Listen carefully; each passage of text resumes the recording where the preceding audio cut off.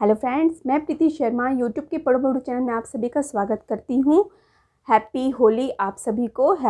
होली की ढेर सारी शुभकामनाएं और आई होप आप लोगों ने बहुत ही सुरक्षित और हेल्दी होली खेली होगी। तो चलिए, होली के बाद अब हम लोग अपने टारगेट पे लग जाते हैं और टारगेट ये है कि हमें किस तरह से जल्दी कम टाइम में एक स्ट्रेटजी बना के अपने टारगेट को पूरा करना है और जॉब लेना है। ठीक है, तो देखिए, जॉब लेने के लिए क्या होता है कि इतिहास जो होता है ना, इतिहास लिखने के लिए हमें कलम की ज़रूरत नहीं होती है, हमारे लिए हौसला ही काफ़ी है या हौसले की ही ज़रूरत पड़ती है। तो इन्हीं हौसलों को लेके हम लोग आगे बढ़ते हैं और चलिए शुरू करते हैं आज का एक बहुत ही विशेष और इम्पॉर्टेंट टॉपिक जो आपके मन में बहुत तरह के कन्फ्यूज़न क्रिएट करता रहता है। तो अब कन्फ्यूज़न क्रिएट नहीं करना है और जो हमारे भावी जो बच्चे हैं जो टैट सी टैट भी क्वालिफाई कर लिए, अब उनका टारगेट है सुपर टैट पे। ठीक है, तो अब आज हम देखते हैं कि सुपर टैट का क्या टारगेट है। अब हमें ट्रैक करना है super TET. Super TET track क्यों करना है भाई? तो देखिए, ट्रैक इसलिए करना है कि टैट और हमारा जो सी टैट होता है, ठीक है, इन सब में थोड़ा सा डिफरेंस है। ये सुपर टैट क्यों? क्योंकि यहाँ पे आप ओनली बस 5 सब्जेक्ट्स लेके तैयारी शुरू करते हैं और आप बहुत ही आसानी से, आसान तो नहीं कह सकते हैं, लेकिन इसके आगे जो हमारा बैरियर है, रुकावट है सुपर टैट का, ये इसका कह सकते हैं कि इसका जो है 3 गुना इसका सिलेबस हमें देखना पड़ेगा, स्टडी करना पड़ेगा।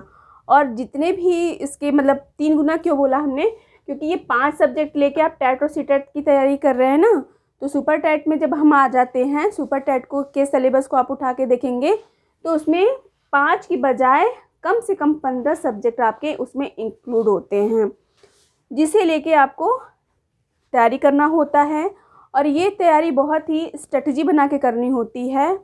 और एक चीज़ और बता देते हैं कि जो हमारे ये जो कुल मिला के 12-15 सब्जेक्ट्स होते हैं, वो इतने इजी नहीं होते हैं या इतना हल्के फुल्के नहीं होते हैं जो आप सोचते हैं कि हल्का फुल्का पूछेगा हो जाएगा। नहीं, ये जो है टैट का क्या है, बाप है।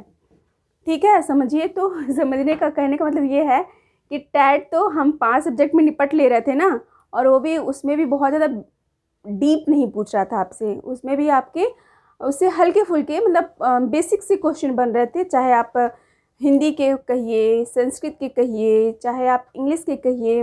ठीक है, हाँ, सीडीपी का स्टैंडर्ड तो लेवल उसका बराबर हाई रहेगा, चाहे वो टैट का हो, चाहे सी टैट का हो, चाहे वो सुपर टैट का हो। ठीक है, तो वो उसका लेवल उसके कंपेयर नहीं करना है सीडीपी का आपका जो आपने तैयारी की है टैट या सी टैट के लिए, वही आपके लिए सुपर टैट में रामबाण का काम करेगा। ठीक है, तो सीडीपी का हाँ, थोड़ा सा उसमें सिलेबस और भी इंक्लूड हो जाएगा, वो आगे हम लोग देखते हैं।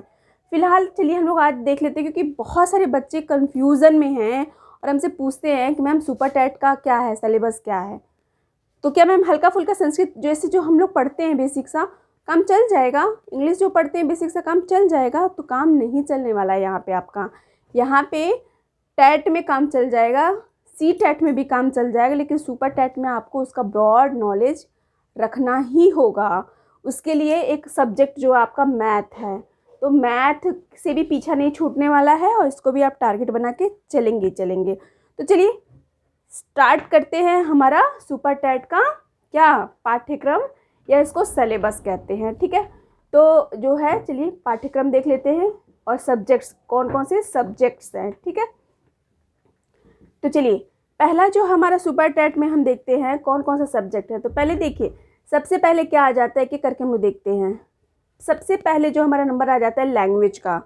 सुपर टैट में हमारे हिंदी से क्वेश्चन बनते हैं, हिंदी पढ़ना भी हमारे लिए बहुत ही मस्ट है।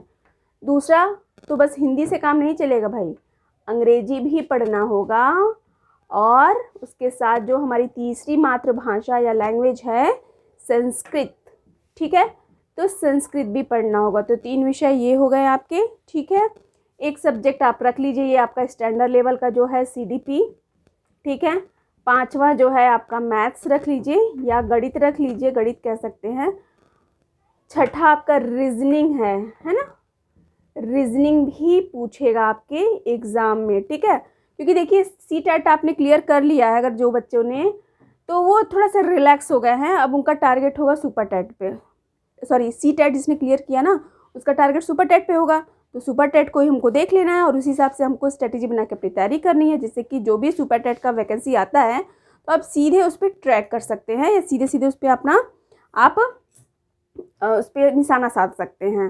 तो देखिए सब्जेक्ट पता रहेगा तभी तो उसके हिसाब से हम पढ़ाई शुरू करेंगे। तो रीजनिंग हो गया, गणित हो गया, ठीक है।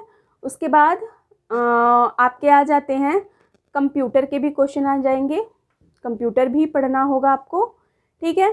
फिर आपके आ जाएंगे हाँ सामाजिक विज्ञान के, सामाजिक विज्ञान में आ जाते हैं आपके जैसे कि इतिहास पढ़ना होगा, ठीक है, भूगोल पढ़ना होगा, ठीक।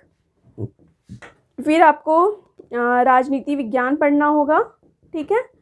फिर आपको पढ़ना होगा क्या, अर्थशास्त्र भी देखना होगा, उसके भी कुछ मेन पॉइंट्स आपको देखने होंगे, ठीक है। अब आइए देखिए साइंस भी आएंगे और साइंस के तीनों पोर्शन आएंगे, मतलब कि फिजिक्स, केमिस्ट्री, बायो, ठीक है। तो साइंस के तीनों पोर्शन है ना, इसमें आपको जैसे कह सकते हैं इसमें फिजिक्स हो गया, 13वां हो गया केमिस्ट्री हो गया, 14वां हो गया बायो हो गया, ठीक है। ये हो गए 14 हमारे सब्जेक्ट्स। अब देखिए थोड़ा सा और आगे देखते हैं, तो 15वां जो हमारा है सब्जेक्ट वो रहेगा आपका करंट अफेयर, करंट अफेयर रहेगा, ठीक है। फिर उसके बाद आपका सामान्य अध्ययन रहेगा या जनरल अवेयरेंस रहेगा, ठीक है। तो सामान्य अध्ययन या जनरल अवेयरेंस भी रख सकते हैं। और इसमें आपका थोड़ा सा इन्वायरमेंटल का भी थोड़ा थोड़ा आ जाएगा पोर्शन, जो आपके जो है कुछ उससे भी रिलेटेड क्वेश्चन आपके आ जाएंगे, ठीक है। तो इसमें सामान्य अध्ययन भी कह सकते हैं, सामान्य अध्ययन। तो आप देख सकते हैं ये रहा हमारा जो है सुपर टेट का कुल मिला के हमारे सिलेबस या पाठ्यक्रम या जो हमारे सब्जेक्ट हैं, कौन कौन से सब्जेक्ट पूछने हैं।